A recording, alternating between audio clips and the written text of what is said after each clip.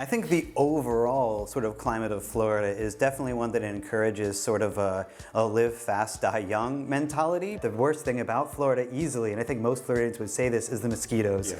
Tell people who aren't familiar what the Florida man meme is. It's hard to describe. What my brother and I do when the hurricanes come is we go surfing. I grew up less than a mile away from the most densely populated alligator lake in the world.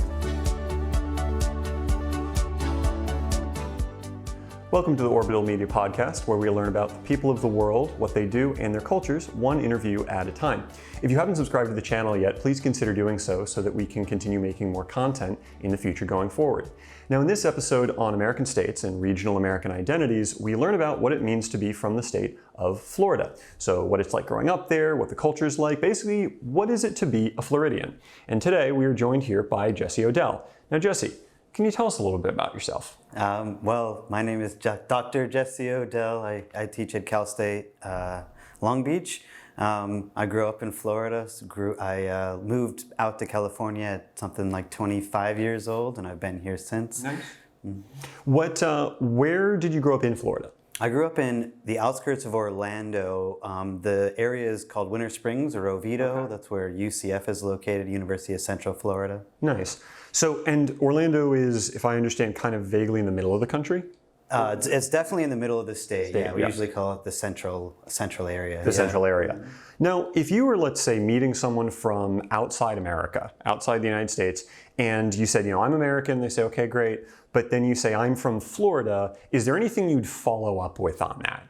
Or hilariously, every time someone's asked me that abroad, all I have to do is say Disney World, and they immediately understand. Yes. When I then try to describe to them other aspects of being from Florida, they're always very confused. For instance, they have no idea that Florida is the same place where all the alligators live.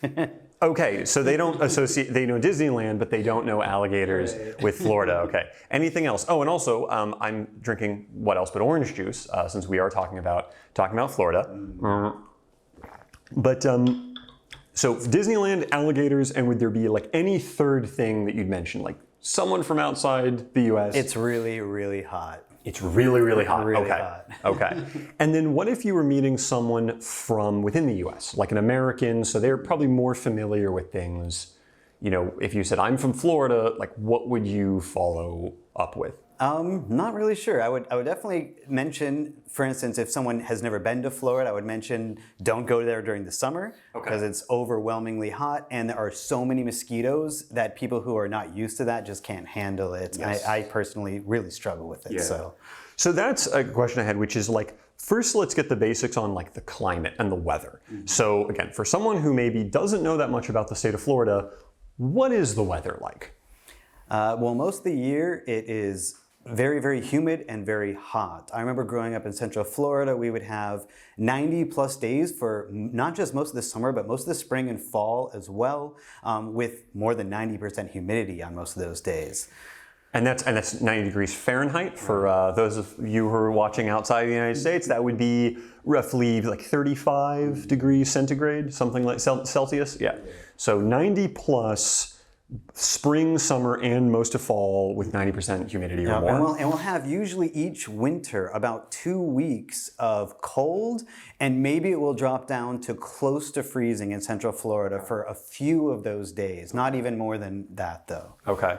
So what's that like living in an environment? And it's also my understanding it's very swampy. Yeah, like a lot of the states very swampy. It's not like tropical forests really, but it's like subtropical swamps, I guess, would be the climate. So you said lots of mosquitoes. Yeah, and most of Florida is below sea level. Every region that I've ever lived in Florida is actually something like 10 to 15 feet below sea level. Okay. My parents' house was below sea level, even though it was on a kind of hill, as we might call it in Florida. And in addition to that, we have unbelievable hurricanes every year, and when they come in, everything gets flooded, Yeah, and those hit, I understand, like obviously different parts of, well, not just Florida, but the whole, greater southeast coast, Caribbean, all of that. But I mean, it was last year or in 2022, right, where there was a really, really bad hurricane that hit. It was the western half of Florida, right, sort of was it Port Jupiter? That's right, yeah. Oh, okay, I got that right. I think so. Okay, nice. Yeah, and so like, what is that like? Because I mean, I grew up in New York where you would really, I mean, maybe once a decade you might get a hurricane, once every like 15 years, like a really bad one would come through, but it's not like an annual thing. Like, what does that do in terms of, I don't know, just people's sense of living there? Yeah, so unlike in most states, we don't have anything like a snow day or like days off of school for any other reason except for really hurricanes. And those will come into effect most of the time when power has gone out. Okay. Because that's a critical thing. Because consider this: you're in a hurricane and you expect it to be, you know, rainy and wet and perhaps a little bit cold, but it actually dramatically increases the humidity, so it's hotter. So people who live without air conditioning during those periods of times really struggle. And I know personally, I've gone to friends' houses for portions of that just to avoid the heat. Right. The fact that it happens usually several times a year also means that you kind of have to prepare for it. And I think that lots of Florida natives, people who grew up there, they use it as an excuse, you know, to just go and hang out with friends or like, you know, have a house party or something like that. But for people from outside of the state, it's always sort of terrifying. I know a lot of relatives who I had from my family who moved down to Florida, and their first hurricanes were they were absolutely terrified, both because of how the news portrays it, but also because of the fact that they've never experienced anything like it. You know, coming from Florida, my first earthquake experience in California was sort of like that. It was very, very scary. It was very scary. Yeah. So that must then have kind of an effect on, in a way, like the state culture, where people are just, I don't want to say like well, they kind of are like used to it almost. It's just like it's a fact of life and it kind of just affects things. So you mentioned like people will just have house parties or they'll just kind of get on with their lives. But does that, in a way, like affect maybe the state character, or like how people kind of, I don't know, see themselves, or just like the way they behave? This idea of living in a really hot and buggy climate where hurricanes can show up and like wipe stuff out. I think the overall sort of climate of Florida is definitely one that encourages sort of a live fast, die young mentality, because there's so many things there that are very, very dangerous, right? We have tons of sharks and alligators. In addition to snakes, mosquitoes, we have so many kind of like dangerous creatures there. But just to kind of highlight that fact, what my brother and I do when the hurricanes come is we go surfing. So we meet the hurricane either before or after. I've actually gone in the middle of a hurricane. That was a terrible mistake because I hurt myself badly. Yeah. But we usually wait for the hurricane and we try to go there before, like a day before, so we don't hit the eye of the storm the day after. And that's just, you know, highlighting the fact that there's this mentality of sort of just like, go have fun when you can. It's really, I mean, that's crazy. I'm just like, you know, the idea of like, oh, it's a hurricane, so let's go surfing. Yeah, there will be no AC. There's no AC. It's like, oh, screw it, we'll just do it. Are there other kind of examples of that? Not just like, we're gonna go surfing during a hurricane, but like other cases that just, you know, in your life where you have like stories from friends of, you know, oh yeah, we did X, and people from other states would be like horrified as like, but that sounds really dangerous. Yeah. Well, I grew up less than a mile away from the most densely populated alligator lake in the world. It's called Lake Jessup. Okay. It's kind of, everyone always calls me Jessup because of that kind of association with my name. But that lake is a place where people still ski. Like water ski? Water ski. With lots of alligators. And where you have to, obviously, when you fall down, lay in the water for a while. People boat there, people use, there's lots of culture of dirt biking and quads, although that's actually kind of died down over the past decade or so. But those are things where it's just sort of like extreme sports in an environment where there's, again, monsters around. Yeah, I mean. The day before I moved out to California, I actually got attacked by sharks. Really? Yeah. Do you want to talk about that? Sure. I was out surfing with my brother at our favorite surf spot. It's one of the top places in the world for shark sightings. Okay. Usually it's smaller ones, and the ones that I came across were very small. But my brother and I had surfed. We rode the same waves, kind of in different direction, the same wave in different direction. And then as I was paddling back out, I look out and I see that there's just this depression in the water. Like everything is just completely flat out, far out into the surf line. And then I just see these two fins coming straight at me. And I tuck my hands and feet up under the board. Again, this is something that wasn't that uncommon there. Yeah. And right as they got to me, they dove underwater, just feet in front of my board. And it looks like 1,000 pieces of glass just shot into the air. These little fish that are about this big just exploded all around my board into the air, and the sharks kind of like went after them. Part of my board, the back, was underwater, and one of the sharks got on it and lifted me up. Like, I guess it was going after the fish, but it lifted me up on the front of the board, and I crashed back down and started paddling to get out of there, just screaming all the obscenities I knew. But that was the day before I came to California, before I moved here. And this was like a pretty big shark. It's not. It was something like 4 or 5 smaller sharks. They were probably no more than 3 or 4 feet long. Okay. And their mouths are like this. Yeah. But they still can take off hands and feet. No, you fingers. No, you still don't want to tangle with something like that. Oh my God. Well, I mean, it's, to get into like the sort of internet memes, it's almost like Florida is like the American Australia in the sense it does feel like that. It does, because I knew it's got mosquitoes in the swamp and all, and you've got the gators, but thinking about it, it does, as you said, like everything's trying to kill you or like make your life hell. It does feel like that a lot. So that is interesting. You said it like a live fast, die young kind of mentality, which makes sense if that's kind of the environment. Yeah, I mean, to get more into the culture, like that is a very specific, I guess, way of thinking about the people in this state, and like a characteristic of like how you might almost be able to not spot someone from Florida, but like there's that energy you can sometimes get, like they're like, oh, you're from kind of where I grew up. I mean, what are other aspects of Florida culture, I guess you'd say, that especially, since coming to California or just from talking to other people around, like you would have always thought was like normal, and then other people would say like, wait, like what are you talking about? Or like, that's not, like what is this, The very first thing that comes to mind is a tradition that a lot of the people in my home community do, and that is basically wearing a bathing suit under jeans. Right? Interesting. Okay. And when I came out to California, I had several people kind of make fun of me for that, or at least like point it out. And I thought that was strange because where I'm from, that's not uncommon at all, right? You wear jeans because it's going to be relatively, for instance, colder on your drive home, but you're going to go surfing, so you wear a bathing suit, or you're going to go swimming. I mean, you're always near water, so. Definitely moving to Los Angeles, where I very rarely see water. You see the ocean, and then when I'm in Long Beach, I pass like a couple of like tributaries or something like that. Yeah. But aside from that, you're not actually seeing water a lot. Whereas in Florida, you couldn't drive for 10 minutes without seeing a pond or a lake or something like that. Yeah.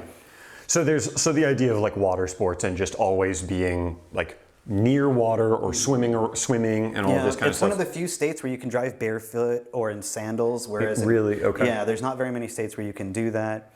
Another thing related to that, and probably related to the live fast, die young thing, is that Florida is one of the only states in the U.S. where you don't have to wear a helmet to ride a motorcycle. And I ride a motorcycle, although I've never ridden a motorcycle without a helmet. Right, yeah. I think that's an insane thing to do. So you don't have to wear a helmet and you can ride a motorcycle. Yep, I've seen people on the highway. Most recently when I was in Florida, I took pictures of bikers going down the highway with no helmet on.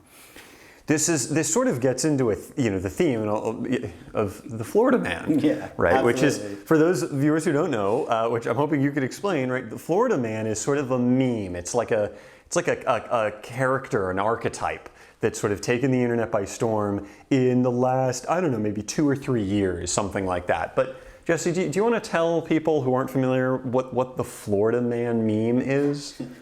It's hard to describe. I would say it's usually a mugshot next to a title, like a headline, like news headline, in which you read about something crazy. It's something that doesn't even seem possible sometimes, like someone throwing an alligator through the window of a McDonald's drive-thru or something like that. It sounds absolutely made up lots of the time.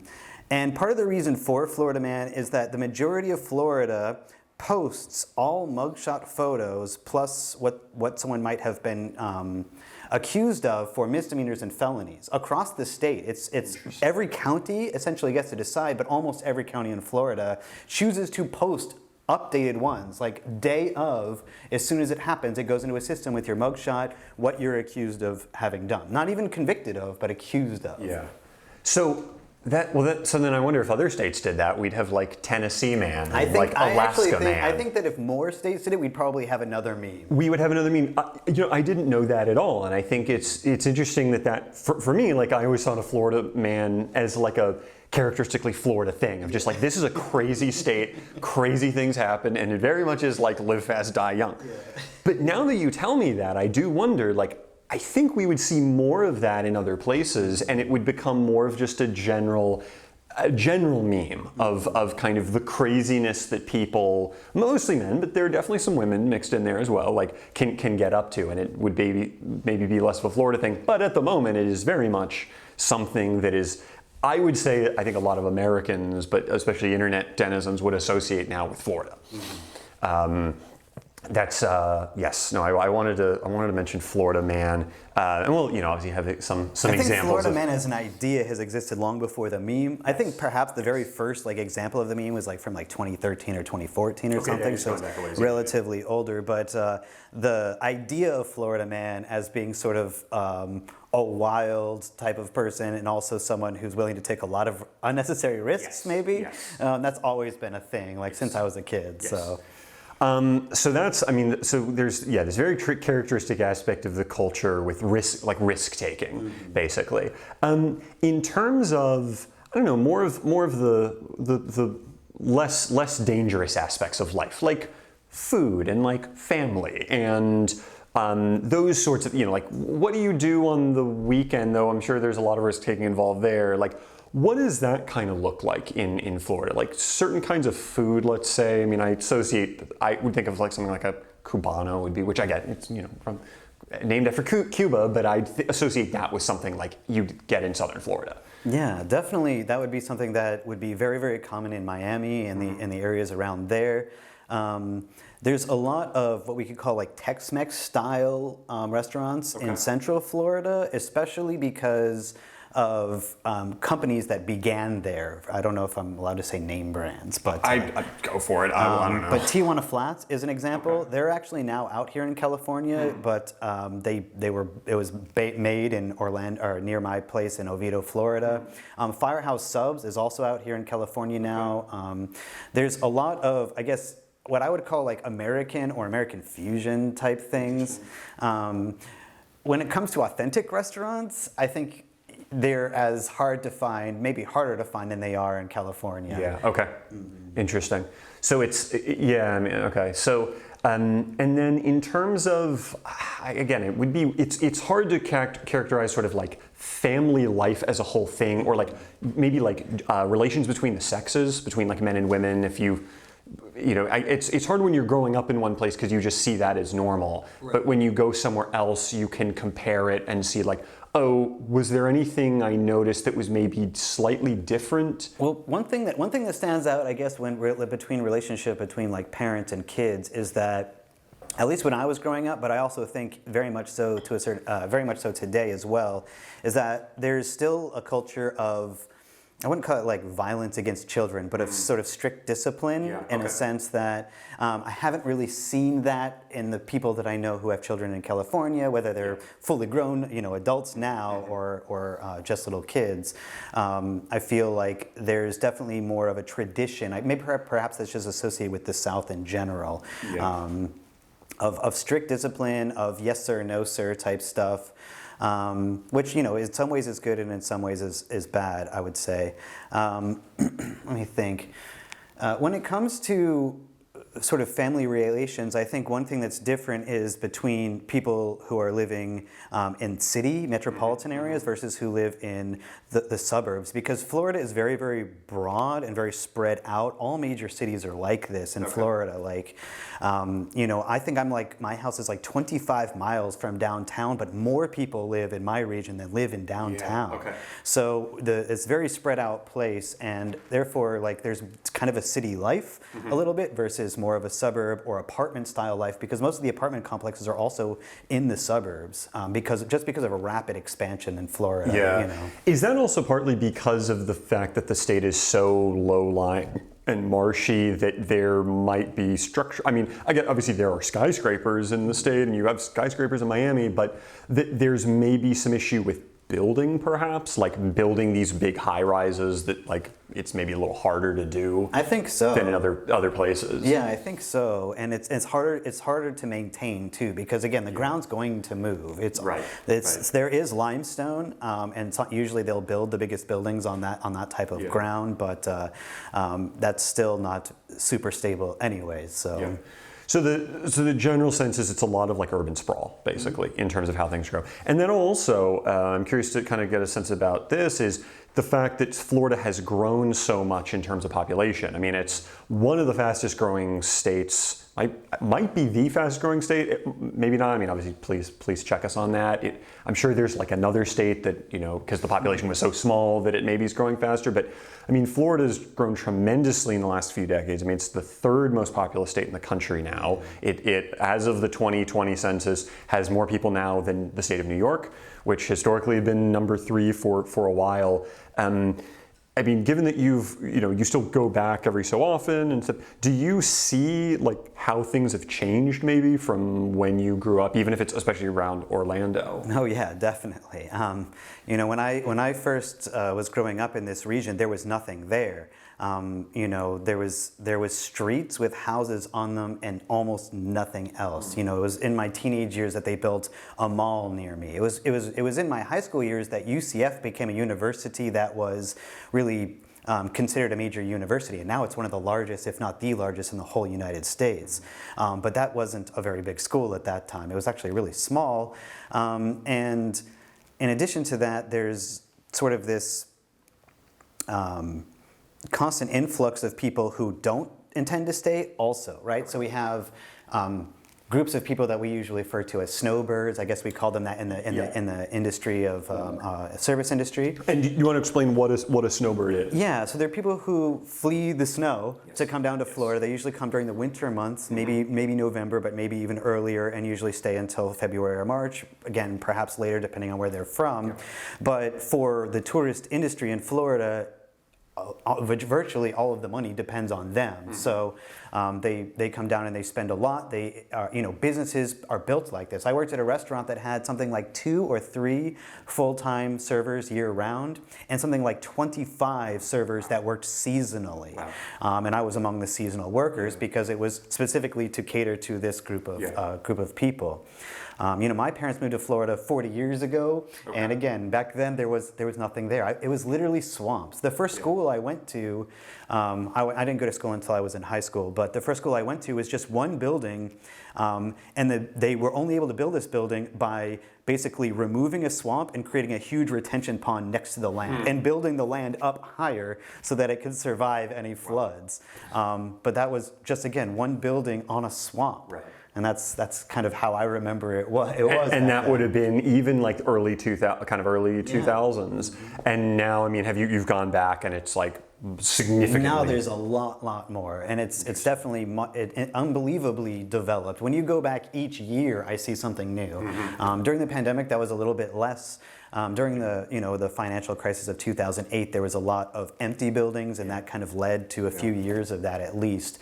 But they won't stop construction. Construction continues every day throughout the whole state, constantly building new things, even when old things aren't filled. Right. So. But again, that's because they know that there's a demand, and it always gets filled. So. Well, because now I'm trying to remember the exact number, but it's over 19 or 20 million people now live in the state of Florida. It's just beat out New York by like 500,000 people or something like that. But it's around 20 million people now live in the state. And yeah, I mean, even 20 years ago, it was like not a tiny fraction of that, but it was, millions and millions fewer people. Definitely. That live there. That's sort of interesting, and I mean, what do you think about that? Or like, what are your thoughts on seeing stuff grow in this way? Oh, I don't know. It's mixed for me because that's where my parents came from too. My parents are from Rhode Island. I have family members from uncles and cousins and grandparents who moved down to Florida. So it's not as if I'm against people coming. In fact, I think that that's actually a very positive thing for this state. On the other hand, it can make the roads really bad during times of the year. And I don't know. I'm not a big fan of the whole theme park thing, mainly because I know lots of people who have worked there and have done stuff there myself, and it feels oppressive. Yes, yeah. Interesting. So that's sort of all of the development, and obviously without getting into sort of, political topics of like, here's what I think, and, let me tell you, like, it has also shaped the politics in a way, because Florida I've always thought of as being a very sort of politically mixed state where it really kind of depends where you go. And it historically, I always thought of it as sort of a swing state that's now becoming more and more like a Republican state. And do you have any thoughts on that of, again, without delving into our political views, but just like looking at it from a 10,000 foot lens? Yeah, I mean, I think that there's been a lot of back and forth, and I still think that there's plenty of opportunity for back and forth. The demographics in Florida are a little bit strange because of the fact that every community is different. Huge voting communities like those in Miami are absolutely unpredictable, and smaller voting communities in the north of Florida are equally as unpredictable when it comes to what they will choose. And when it comes to state politics, of course, we have our current leader is Republican, but we've had Democrats and Republicans back and forth.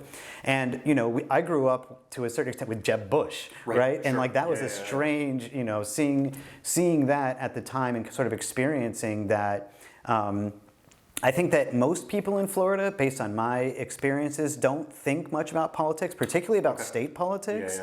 And I think that when it comes to politics, it's usually a single issue or a small number of issues that they might care about in the short term, rather than long-term party affiliation type. I think the majority of voters in Florida are registered independent, and I think that's honestly because of the fact that they do kind of swing from side to side. My parents have voted for either party at any given time. It's kind of down to what they're thinking at the moment. Yeah, I mean, which is probably the case for everyone. Yeah, I mean, I think that's very, in a way, good, actually. I kind of think that's nice, that people don't get so tribalistic about, like, this is my team, but it in a way is almost somewhat like I think more of the U.S. maybe used to be, where people would come down more onto like, well, how do I feel about this at the moment? And, obviously you still want to be informed. You don't want to just sort of, I don't like the idea of like, we're just making it up as we go and just we'll see what happens, right? But the idea that you can think at least maybe a little critically, or you don't get so wedded to this side that you can think more just about, like what issues matter rather than like, oh, who said the thing? Yeah, I think there's also kind of, I guess not foreign, but extra Floridian cultural influence, right? Because we have tons of people who come from the South, right? And particularly Georgia and South Carolina, Tennessee to a certain extent. And oftentimes they'll bring with them conservative values, right? And not necessarily that that's a bad thing, but then we also have people from the Northeast, right? Again, my parents from Rhode Island, my grandparents from New York, my uncles from Connecticut and Massachusetts, and then they bring another perspective, and they might have. Again, that's because where they grew up, the cultural influence when it came to politics pushed one idea. Yes. Even if they actually agree on a topic, they'll view it from different perspectives. And that's something that I've definitely noticed in, again, conversations I've had when I attended university, things like that. So actually, let's talk about demographics for a second. Now, obviously, right, we're not sort of census takers. That's not our specialization, but just sort of a general, like, off the cuff sense of, if you were in Florida, and even if it's just maybe the region you're from, like, what would be the kinds of people that you might find there? And this could be either, like ancestry background or, culture, anything like that. But just like cultural blocks or are there a lot of, like white Americans, black Americans, Latinos, all that sort of thing? Yeah. I think that Florida is one of the most kind of melting pot of the state, in that there's people from everywhere. We have huge populations from South and Central America.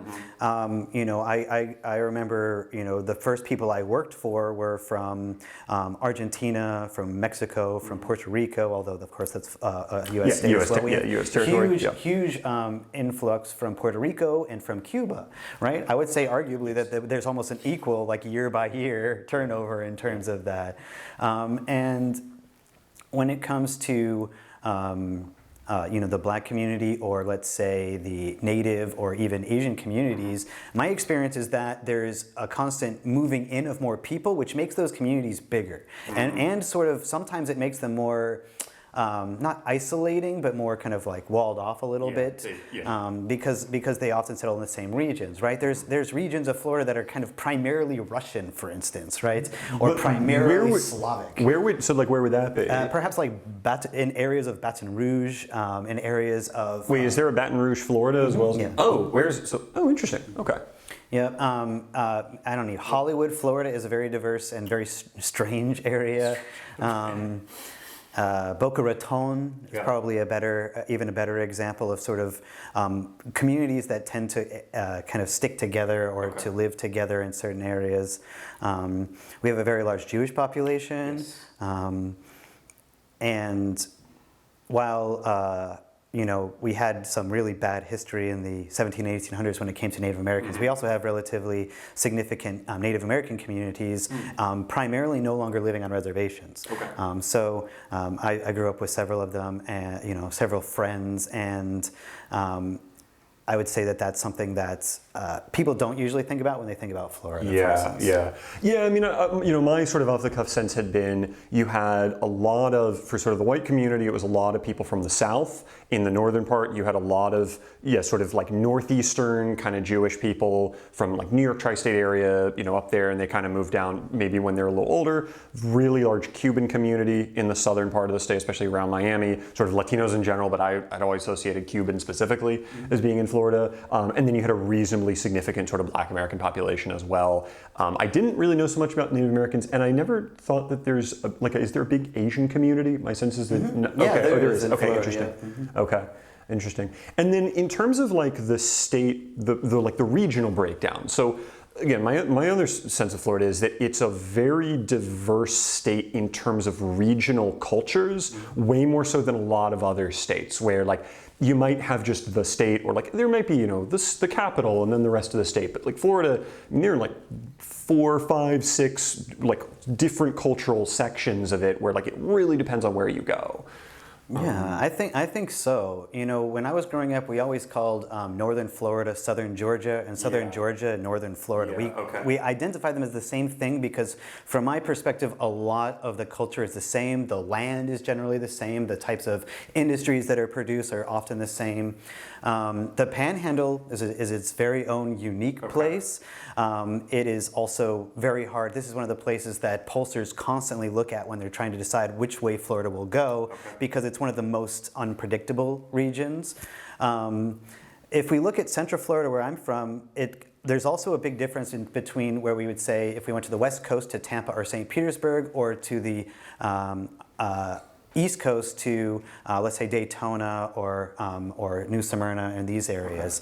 I would argue that the West Coast is usually more commonly inhabited by the elderly community, and that's actually one demographic thing that I the what community? The elderly community. The elderly community, yes. Yeah. Well, yes, let's talk about the elderly. This is in part on account of the fact that that's the Gulf of Mexico, where there's not really any wave. The water is warmer. It's also saltier, so it's a little bit easier. I mean, it's easier to swim there. There are times of the year where you can just float. And the East Coast is more waves and more of a surfer culture. I would argue more of a beach culture for younger people on that East Coast. On the East Coast, and then the West Coast on the Gulf is more sort of the elderly community. That's my thoughts on it. Sarasota, where I went to college, is primarily a retirement community.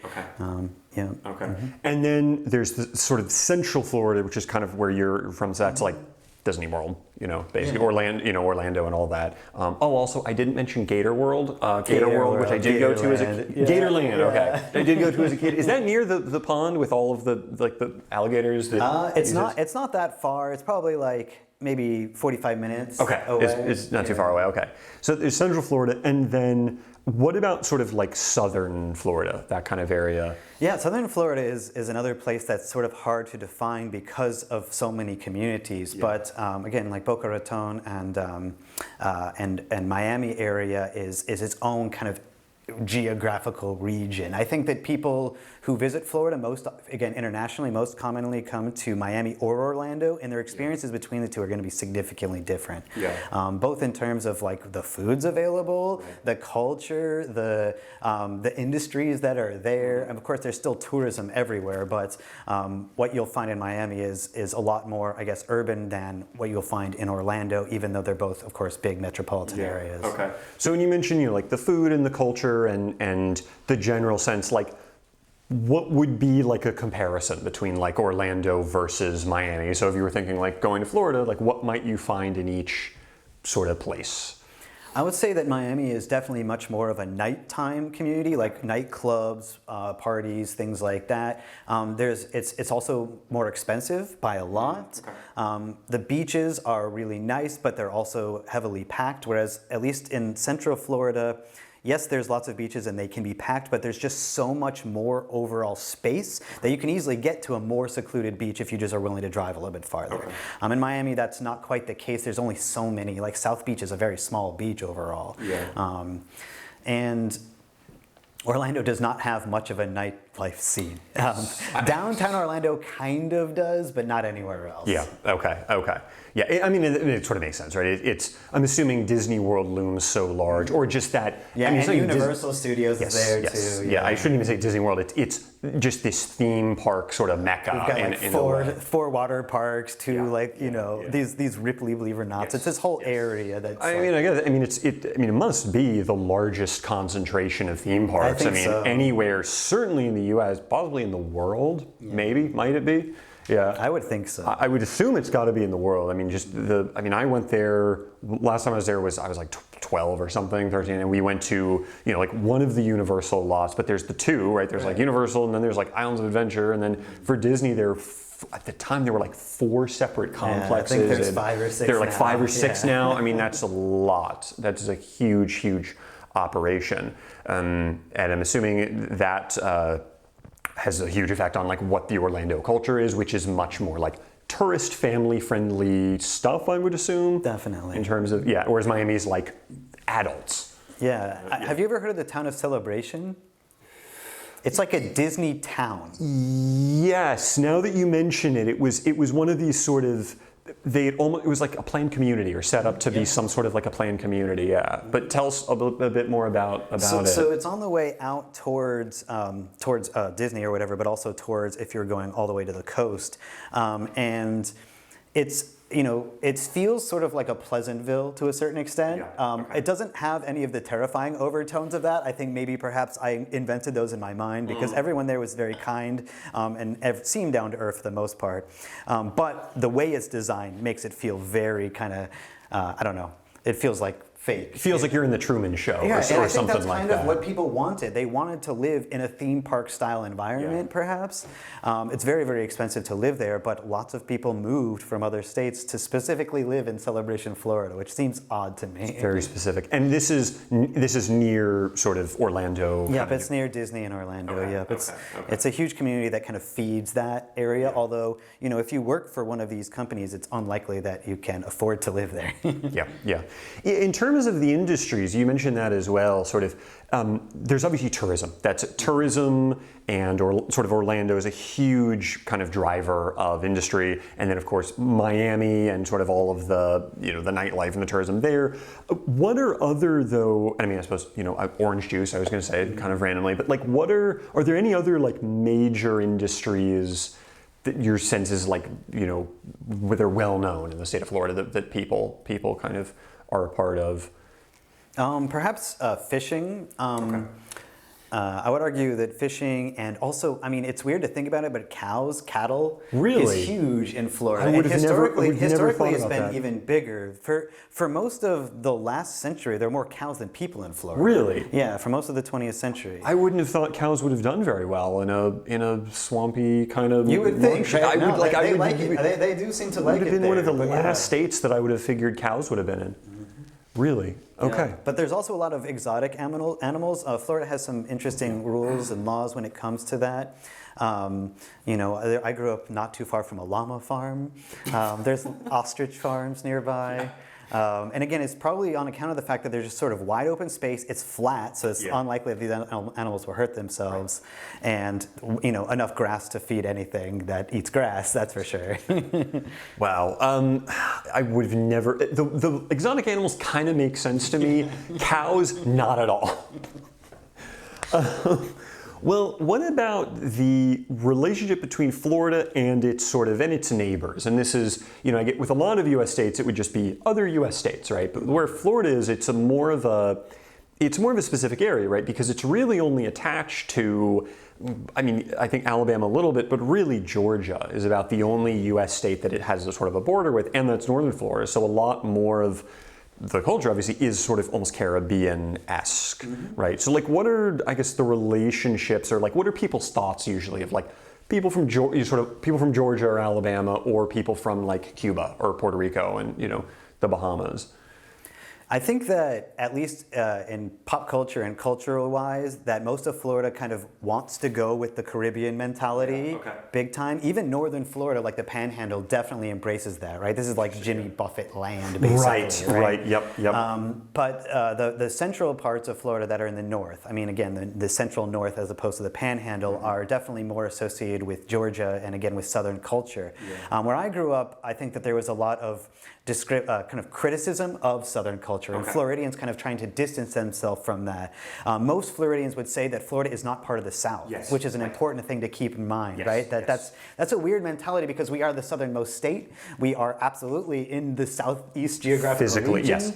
But most Floridians, at least that in my experience, don't think of themselves as part of the South and don't want to embrace Southern mentalities. I think that's a little true, though, in I think the general American sense. I very much, at least personally, I very much thought of Florida as at most a split cultural state, where I would have said, the northern non-panhandle, maybe even, I probably couldn't tell you that specifically, panhandle versus not panhandle north, but I would have thought, I don't know, if you drew a line and you included the panhandle and the northern third maybe of the peninsula, I would have associated that with that's probably going to be kind of the South.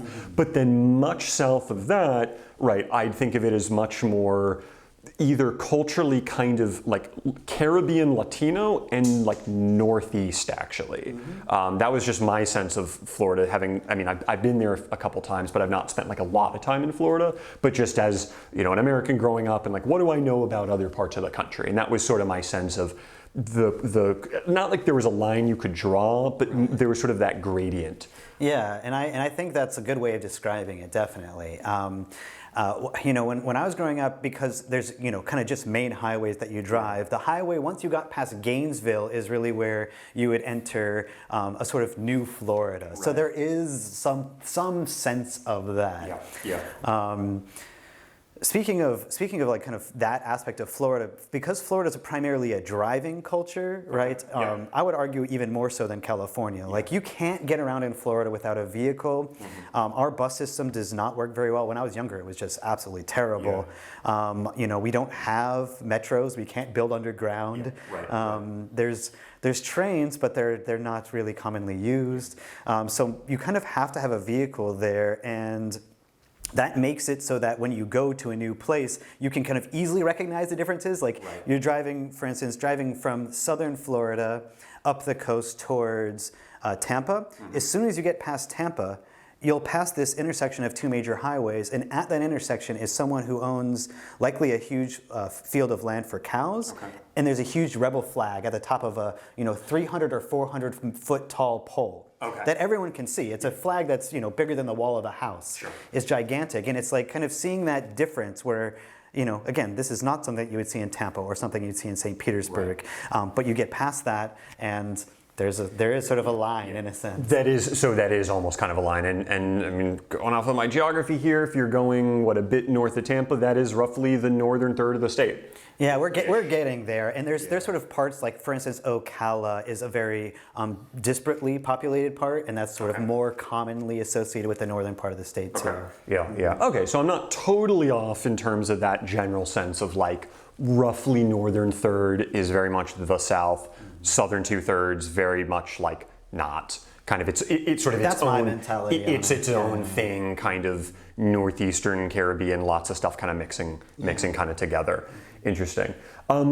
So a question I'd like to ask you is, what is one thing about your state that you really like, and one thing about your state that you maybe don't like so much, or at least wish were sort of different somehow? Sure, I think both of those things I could say are related to nature in some way, because it's a very again natural state, a lot of beauty, right? Whether it's the beaches, the rivers, or the lakes. The thing that I love and that I miss most about Florida is the rain, because rain will come every day during the summer, sometimes just for 10, 15 minutes at a time. We have sun showers regularly. And it's something that I miss out here in California, especially Southern California. We don't get a lot of rain. Is sort of this, there's a cleansing effect to it. It makes the vegetation smell nice. It sort of feels very restorative, and it happens so often that you're kind of experiencing it all the time. Also, in association with that, the worst thing about Florida easily, and I think most Floridians would say this, is the mosquitoes. I've already mentioned that, but it's hard to overestimate how bad this can be during the summer and fall. You just simply can't be outside. My brother and I, we used to sit around the fire, and we would specifically try to cover ourselves in fire smoke to prevent the mosquitoes, because even mosquito repellent didn't really work. There are just so many of them that they get past it, and it can be really, really bad. Jeez. As someone who gets bitten by mosquitoes a lot, generally when they're around, that doesn't sound great to me.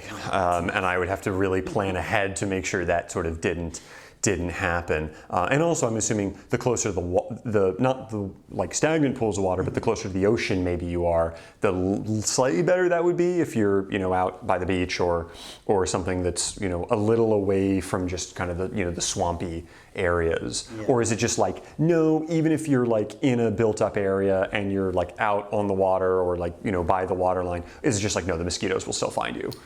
It can be pretty bad. For instance, on the East Coast, there's, if you're on the actual beach, you're not as likely to run into mosquitoes. But for instance, Mosquito Lagoon is on the intercoastal. It's between these islands. They're not really islands, I suppose, peninsulas that come off the coast on the east side of Florida. And this waterway, I believe in some places called the Indian River, is the place where we have the highest population of mosquitoes. So if you're near the beach but not actually on the sand, you're still going to be getting attacked. You're still going to be getting attacked. Jeez. There's no respite. There's no respite. Well, maybe something a little bit heavier.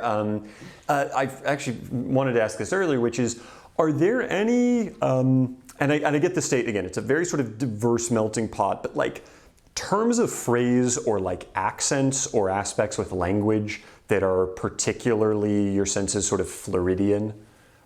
Yeah, interesting you say that. I think a lot of the terminology when I was growing up came from the West Coast, came from California for the most part. We were always sort of like 5 years behind when it comes to like clothing or like skateboard or surf culture, things like that. And if we're talking about sort of like expressions in terms of phrase, there's sort of too many to list. But we have a lot of terminology. For instance, snowbird is one of them. We have a lot of terminology that has to do with things that are specific to Florida. I can't think of any immediately off the top of my head right now. Well, we can like throw some links in the description, or like we'll have the words pop up on the screen as we research them later on. And then in terms of things like, I don't know, sort of like art, music, I mean, culture, but more in the sense of like entertainment kind of culture, like, literature, though increasingly that sounds very old fashioned these days to say like literature, but like anything of that sort that is, very much from the state or very much, people really think, like, I know, for example, I think I'm right, Tom Petty was from the state of Florida. I think. I might be wrong about that. You could be right. I'm not actually sure either. But anyway, but like anyone in sort of in that category that's like very obviously like they're from Florida and that's sort of a mark of like state pride almost.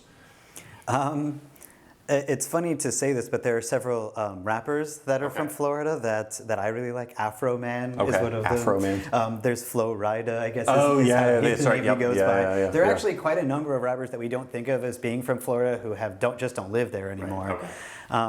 Surf music is huge and always has been. Reggae is huge and always has been. Reggaeton is absolutely gigantic in Miami and Orlando. I mean, I grew up with that music constantly, and I love it. And so I would say that there's definitely a theme. If you go to a restaurant, if you go out into a club, really anywhere, that you're going to find more of a Caribbean tropical vibe than you would in major cities anywhere else. Yeah, yeah. And reggaeton, remind me, where is that? Was that from originally? Puerto Rico, I believe. Rico, okay. But islands in general. But sort of Spanish-speaking Caribbean islands in general is where it came from. Okay. Growing up in Florida, how did you see other states or like other parts of the country? And was there a very particular, I don't know, perspective that people from Florida had? Like, we really don't care about this area, or we really love this part of the country? Or was it just like, we're pretty meh about it all. We just sort of see ourselves as our own thing. Like, were there any like clear kind of themes that you found people had about, you know, general stereotypes about like other parts of the country? It's actually interesting. I was just thinking about this because, you know, we live in America, which is a relatively young country, right? And we have some anxieties about the fact that we don't have this extremely long history, at least not of the contemporary situation that we're in now. And Florida is very much like that. I think that Florida tries to juxtapose itself with every other state constantly, and one of the main things is an anxiety over what makes a Floridian, or what makes Florida, Florida. Because if someone only lives there 3 months of the year but identifies as Floridian, right, or people who move from all over the country and all over the world and then come to Florida and become Floridians, that means that we don't have a sort of sense of central identity that they might have, for instance, in the mountains of Kentucky or in Boston, Massachusetts, or New York City. And California, I would say, is a relatively young state as well, but I think there is a more defined sense of culture in California than there is in Florida. I think I would agree. It's sort of, we define ourselves as juxtaposition to others, which is a common characteristic of young nations and young states and things like that. But when it comes to looking at other states, there's criticism of the South, there's criticism of the Northeast, there's criticism of the West and the Midwest, right? So it's, Well, interesting. And that's actually a really salient point about it being like the state, and especially as we were saying, like because the state's grown so much and you've had so many people move there relatively so recently, right, like this identity, you can't just manufacture it. It has to happen kind of organically over a longer period of time, over like at least probably a few generations. And that, right, the state's not in a place where that's really happened yet. So it's like, what is it? And even the sense, right, we've talked about that there are so many different regions and groups of people who have kind of all shown up there, but it's not quite solidified the way it has in many other, I mean, let alone countries in the old world, but even in certain parts of the U.S. where there's like, there's a sense of like, right, if you're in Maine, like there are cultural things about like being from Maine, or like, right, or even being from the Southwest or something, where you're like, but Florida, I think of as like a big hodgepodge of a lot of stuff. People from other places that are now kind of living there. Yeah.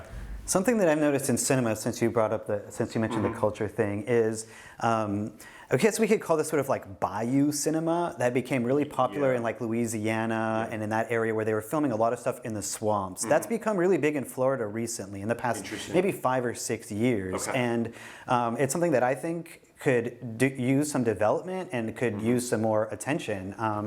Because while all of these films tend to address human issues, I think that Florida's geography and its people, there's so many people who are living on the swamps, not just people who grew up, let's say, in generations after generations, for instance, in perhaps the deep south of Louisiana. So to kind of just see, what does it look like when you have retirees living on the bayou? What does it look like when you have, communities from all over the world living on the bayou? And, it's something that people never ever think about, right? That, and I mention this to family members and friends all the time. Like when I grew up, anytime I was in a body of water, I had to be constantly on guard, right? Because there are sharks, alligators, snakes, leeches, all kinds of monsters that live in the water.